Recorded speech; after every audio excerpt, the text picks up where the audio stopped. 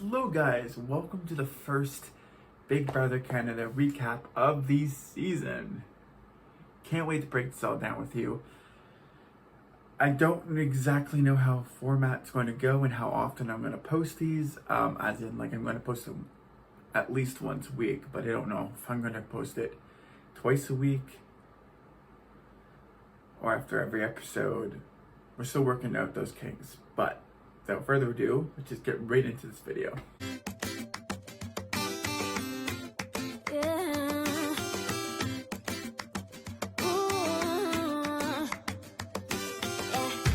I've been all around the world, every city, every place. Always been a restless girl, but now there's a wind of change. I've never ever felt this way. Longing for you, pick up the phone, catching a flight, I'm coming home, back to the place I've always known. Home, seeing me soon, I gotta run. We're gonna have a lot of fun. Ain't spending this summer alone. I'm coming home. Hey guys! Okay, so Wednesday was the premiere of the Big Brother Canada Season 9 premiere. I was going to say 8. No, it's 9. It started out with a recap of everything that happened since Season 8 shut down. It was quite the emotional beginning, because it kind of recapped everything that we have all been going through. So that was kind of interesting. As the show begins, Arissa Cox, one of the executive producers and the host of Big Brother Canada, acknowledges to the audience that, or I guess because there's no audience, the people that are in their homes, that Big Brother Canada and their crews and their cast and everybody else was under strict protocols. And for that, they're back for season 9. Without getting too far off track and without having too much time gone, they wasted absolutely no time to be getting to the first twist of the season.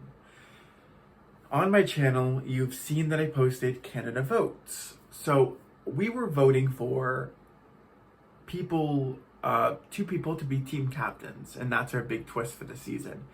And we'll get more onto like the team aspect of things in a bit, but we voted for them and they were the first ones to enter the house. And this is the first time that the twist has been the twist in the Big Brother Canada house. It's been in other Big Brothers around the world, but it's the first time that it's actually been in the Canada house.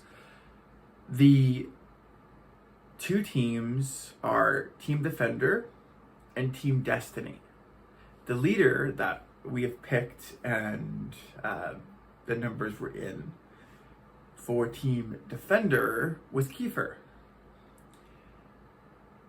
For Team Destiny, it was Tina.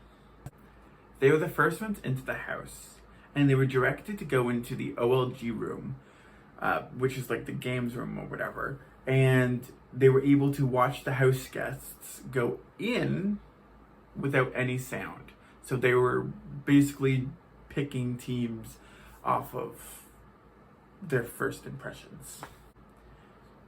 Kiefer mentions that he wants a girls against guys alliance, and Tina shuts that down pretty freaking fast.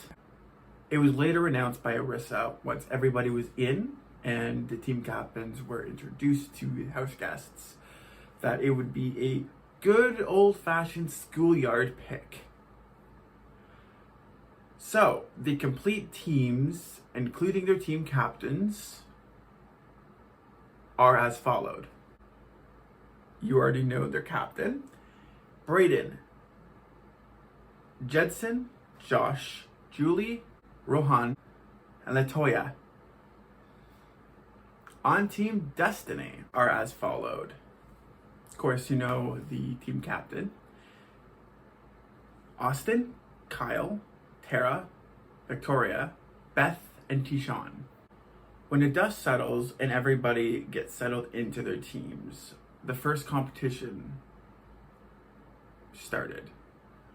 The competition included strength, because they had to hold basically sludge over top of a bucket of more sludge. And the last one to drop the bucket lost. But here's the catch. If all of the team members drop their buckets, then they're all on the block, except for the team captain. The team captains were safe this week. Although Beth was the first one to drop their bucket, as a part of Team Destiny,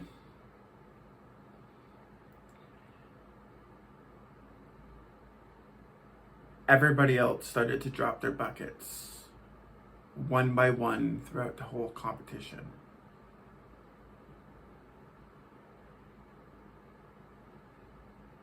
It came down to Rohan from Team Defender and Victoria from Team Destiny as the last two people standing. Victoria, and I did not see this one coming, took the victory for the entire team for Team Destiny. She might be someone to watch because she seems like she can be a calm beast, which is going to be very interesting. As a part of the challenge, the winning team got to have a feast. The losing team got to be on slop for the night. One night, but they got the taste of slop. Welcome to the Big Brother.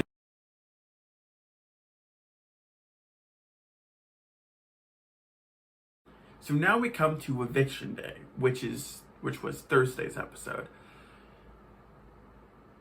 The first person that was mentioned to be on the block, as in like the first person to have their name get thrown out as the person to exit the house on the first competition, was Josh, by Julie and Brayden. They both kind of agreed on that as like the weakest player type thing. And at this point, we are not even a week in, and there's already been a wardrobe malfunction where a house guest tries to go get their mic, but they were in the shower and they tried to do things too fast, and it was just embarrassing all around. It was pretty interesting. Nothing like live TV to spice up the moment. So Rohan, Latoya, and Jetson all agree that Julie has to go because she's the least person that can be trusted in the house. Because she can't keep her mouth shut with any of the things. If someone tells her something, she's blabbing it to somebody else. And it's something that doesn't necessarily work in the Big Brother house. And those players need to get out and hit the road because they can't, no gameplay can progress if that is the case and those people are in the house. The Julie, Brayden, and Austin all three form a alliance called the Dolls. It's the shortest alliance in the history of Big Brother Canada. It lasted at least one episode, but we'll get more into that in a second. So Josh informs Julie that there might be an all-boys alliance. Pretty Boys Part 2, if you will. With that information, Julie goes to Latoya and a bunch of people in the washroom. And at that point, people start to see that we need to get Julie out because we can't keep on doing this.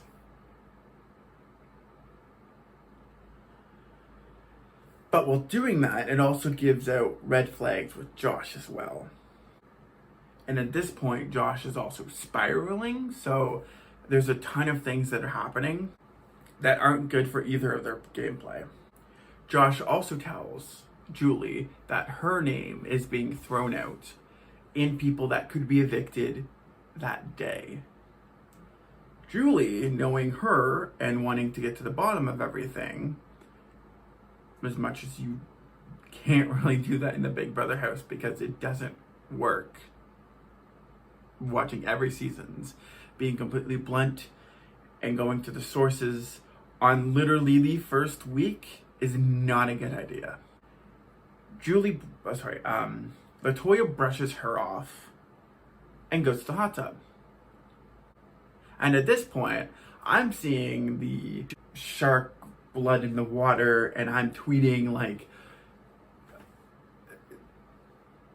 Julie's doing this to herself, like she should have been quiet and all that kind of stuff. Which, by the way, down below, follow my Twitter. I live tweet this stuff. Keep that in mind. So just follow down below. I also do it on my Facebook page as well.